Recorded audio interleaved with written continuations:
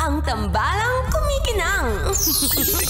Nicole Ayala and Diego Bandido. Ang kwento. Mula sa mahiwagang Burnay. Mula sa mahiwagang Burnay.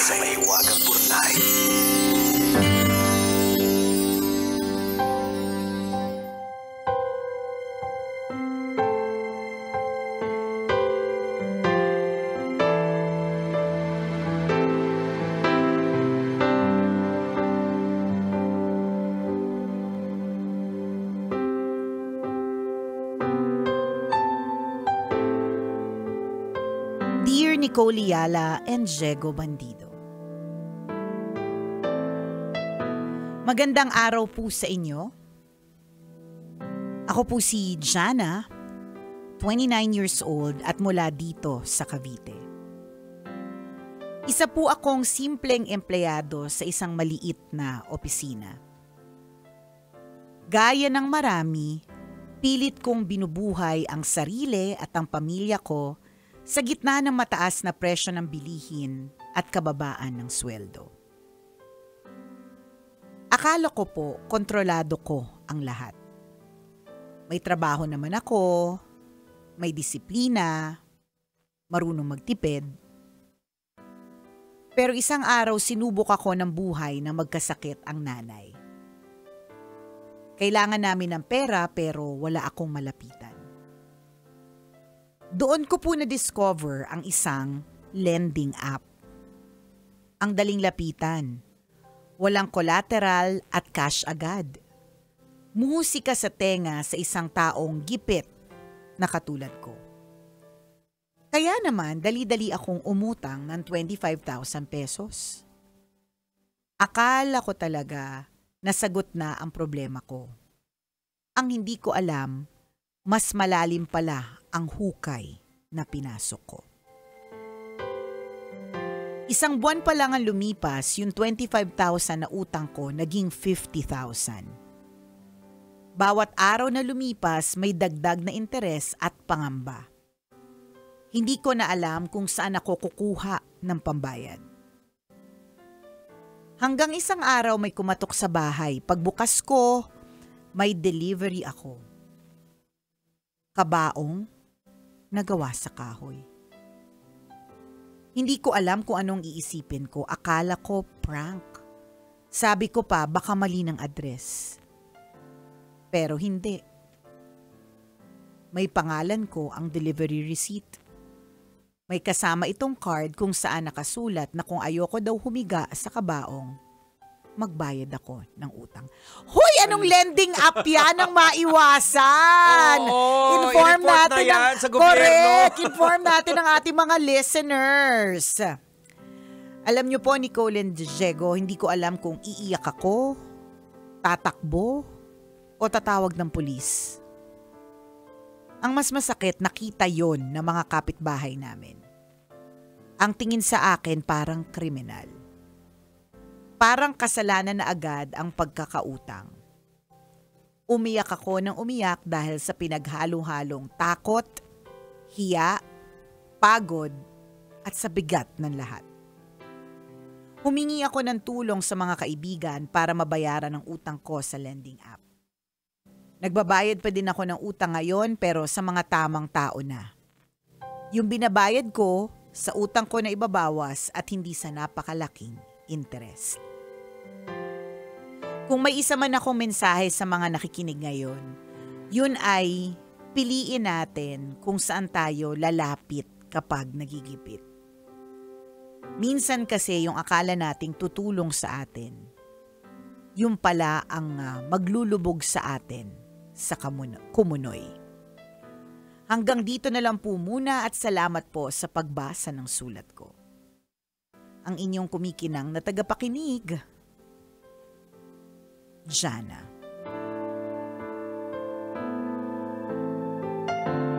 Jana, we feel you. Nakakalungkot naman. Tsaka nakakapanghina. Oo. At tsaka nakakalurky. Isipin mo, alam mo, feeling ko ito na yung worst na narinig ko tungkol sa nangutang. Tapos, dahil hindi ka mabayaran, nagpadala ng kabao. Oo. Feeling ko worse na yan. Kasi yung mga iba is kina-caption sa Facebook, 'di ba? Although worse din 'yon. Pinapahiya o kaya alam mo 'yon, may mga natatandaan ko 'to kasi sa mga credit card 'di ba? May mga natatanggap tayong mga tawag na o kaya tumatawag sila sa mga boss o kung saan nagtatrabaho. Correct. Yung mga ganon. I mean, yung pahiyaan ba? Yun naman ang point siguro talaga ng mga naniningil para magbayad ka at gumawa ka ng paraan, ipapahiya ka. Pero yung magpadala ng kabao, ngayon lang ako nakarinig. Kaya gusto kong tanungin, anong lending app yan? Oo, dapat malaman naming lahat yan. Oo, kasi para, syempre, di ba, una sa lahat, isipin mo within a month, yung 25,000 naging 50,000. Wala pa yung kabaong. Yun lang part na nagdoble agad. There's something fishy. Kaya ka nga nangutang dahil hirap ka eh. Kaya nga, diba? 'Di ba? So meron na tayong mga alam na mga lending corporation, mga na they make sure na may pagtulong na magaganap or talagang hindi ka naman mababaon at mahuhulog sa kumunoy. So yun yung sigurong magandang lesson na itinuturo din ni Jana. Siyempre, I mean, kaya nga na-create yung mga lending app. Yes. Kaya nga meron mga lending corporation. Kaya nga may mga bumbay, 'di ba? Kasi talagang gipit sa anong description ni Jana. Very specific ito para sa halos karamihan ng mga Pilipino. Isa ako sa katulad ng marami na lumalaban kahit ang taas ng mga bilihin. Correct. 'Di ba? So relate tayong lahat. At lumalapit din, nangungutang din talaga tayo, yun ang katotohanan. Kaya lang yun nga, meron talagang iba na sobrang mapagsamantala. Oo. Imaginein mo yung 25 within naging a month. 50. Grabe. So isipin mo yun, ang babayaran mo yung 25 na kalahati ulit. Hindi mo pa nababawasan yung 25 na mismong principal amount. 'Di ba? Nakaka-lurky. Actually, parang eto nga nami-mention yung mga ganito sa Bible, though hindi naman ito literally, na merong magpapanggap na kunyari tutulong sa'yo, pero nagkukunwari pa rin ng mga hunyango. Ayan.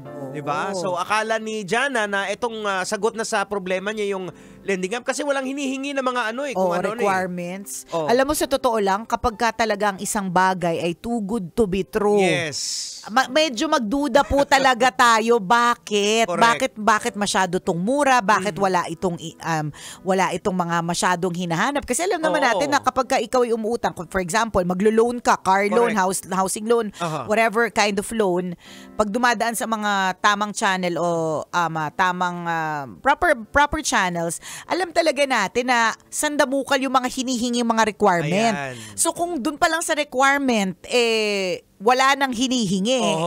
Tas ang bilis lang ibinigay. Nako, kabahan ka na. Ano to, yung mga parte ng sindikato to. Ito yung napapanood natin kung minsan sa mga pelikula, yung sa mga Chinese na parang nalubog sila sa shark loan. Yan. Oo, correct. Yan. Shark loan. Tama. Nalubog sila sa ganyan, tas hanggang sa inubos na yung lahi nila. May mga ganun ng mga eklabo. Yung nagmamayari ng shark loan, yung mga gang. Ayan, diba? Kasi pag hindi ka nagbabayad, susugurin ka. Ayun, diba? So, sindikato. I mean, pamaaring itong mga to ay pelikula, pero may mga pinagmulan yan 'di ba? Merong kahit papanong basis. Correct. So, ibig sabihin hindi talaga makakabuti. So, nakakalungkot talaga dyan. Kami wala na tayong magagawa. Kumbaga si Jana ay nagkukwento. Kami rin naman, hindi rin naman kami masyado magaling mag-handle ng finances, kaya parang medyo mahirap na tayo yung mag-advise, 'di ba? Ang na lang, mag-ingat tayo. Mag-ingat na lang, mag-double check, mag-triple check, magtatanong, 'di ba? Basta magtatanong ka kasi lalong-lalo na ngayon sa mundo po ng internet, ng AI. Correct. 'Di ba? Sky's the limit pagdating sa information, so you can double check. At saka yan pa, AI. Maaaring akala mo kaibigan talaga, yung pala ginaya yung boses, yung mga ganong kind of scamming, mga kabisyo. Ingat po tayo. Ayan, kasi dito sa case ni Jana, itong mga nagpapautang na ito, kaya malakas ang loob nila dahil alam nila yung strategy nila ito Yes. Kasama na to sa strategy nila tatakutin ka muna. May mga stage yan. Diba yung pinag-aralan natin dati? Oo, nasa module 32. Ayan. Yan. Page 68, yan. Takutin mo muna, yan. Yan yung mga masasama pa yung ugali namin. Nung mga may jowa pa akong ganglord. Tapos nung si Diego ay pinalitan niya yung isang gang lord. Yan. Nasa module 32, page 68, 'di ba? Takutin muna. Oo. Tapos sa module 52, page 111, padala ng kabaong na kahoy. Oo, yan, mga ganyan. Tapos sa module 67, page 108, 'di ba, padala ng patay na daga. Ayan, yan, mga ganon. Kasama po sa expenses namin yan. Correct. Doon sa sisingilin sa inyo. Yes. Akala mo, magpapadala lang kamit mananakot na gano'n. Sa inyo din yung singil. In other words, talagang ginagawa talaga nila. Tama, ano yung term mo kanina? Alam na nila yung strategy. Yan, kasama yan sa strategy. Kasama yun. Hanggang sa mapipiga ka na, hanggang sa mababaliw ka na, hanggang sa mapupush ka to the wall na lahat na ang susunod mong i-offer, kidney mo na. Kunin mo na yung kaliwa, 'di ba? Para lang makabayad ako. Kita niyo yung mga ginagawa ng mga criminal ngayon, yung psychology, gumagamit na sila din ng psychology. Kasi alam nila, pag nasusukol yung isang tao, gagawa siya ng isang paraan. Correct, gagawa niya ng paraan. Kakapit sa patalim, yan. Kagaya nito, siguro kay Jana, nangutang na siya sa tao na para babayaran at expected na rin nila to na pag pinilit natin to, matatakot yan, mangungutang, babayaran tayo, kikita tayo. Yan yung mga yan pinag-aralan namin dati. Pinag-aralan namin sa mga sa bale module 1 to 88 ba? Yun, 88. Tungkol sa panluloko at panlalamang ng kapwa. Ingat na lang po tayo mga kabisyo. At yung AI, speaking of AI, kanina meron lang dumaan sa feed ko na family picture, tapos background ay parang barong-barong. O kung dumaan to sa feed mo, ang dami niyang comments, mga nasa 3,000 na nung nabasa ko. Tapos nakalagay lang doon na caption, edit po, 'di ba usong-uso yan paki-edit po, lagyan niyo po ng magandang background na parang nasa ibang lugar. Ganyan. Tapos ang gagaling na mga edit Jegs na parang kung halimbawa kunyari senior citizen ako o kaya hindi ako exposed, somebody who's not exposed to social media, maniniwala ako nasa Paris sila. Paris, Korea, London, ganun na siya ka-intricate na nakakatakot. Tas alam mo yung suot nila, mga pambahay, pero doon sa outfit nila, doon sa mga inedit na photo, nung nasa tapat sila ng Eiffel Tower, nung nasa Paris sila, nakakurbata si tatay, nakacoat yung mga bata. Ganun na po katindi yung mga panluloko. Alam mo yung ganyang style dati na, matagal na ng style yan na pa-edit po. Dati talaga literal na ini-edit. Oo, correct. Ngayon correct. AI na, mas matindi yung Mas at saka mas mabilis. Oo, mas mabilis Mas mabilis. Mag-generate ka lang ng image. Oo, correct. Yung isa sa mga favorite kong tool, kasi yun lang naman yung kaya kong gawin, yung object eraser ng Samsung. So kahit na, for example, ang dami kong kasama, kunyari tour, tapos ang dami kong kasama, di ko problema yan. Basta wala akong katabi or malayo sila sa akin sa picture, ma-erase ko sila lahat. So ikaw na makakakita ng picture, parang, ang galing naman na solo niya yung Golden Bridge or na solo niya yung harap ng Hong Kong Disneyland na laging madaming tao. Ang hindi mo alam, AI. Ang hindi mo alam, editing tool. Diba? So, alam mo, ito yung mga paraan din ng ng panlilin lang. Correct, Ganyan, nanlilin lang pa rin pala. Hanggang sa latest post.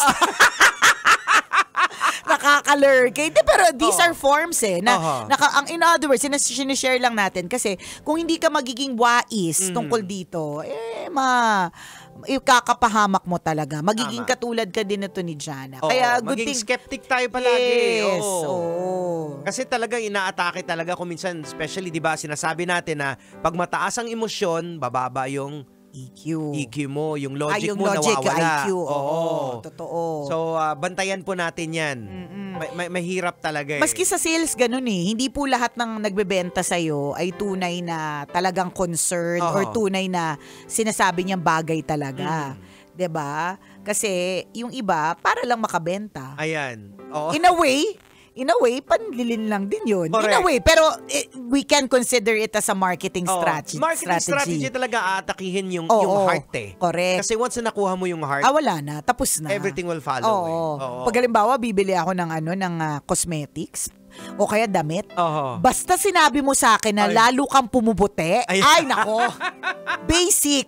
Bibilin ko na siya in 3 colors. Oh, yun, nag-melt na yung heart ni Nag-melt Nicole. na yung heart Wala ko na, eh. Pati yung wallet siya, magme-melt din. Melted na rin. Tapos nga in the end, di ba? Nakakaloka.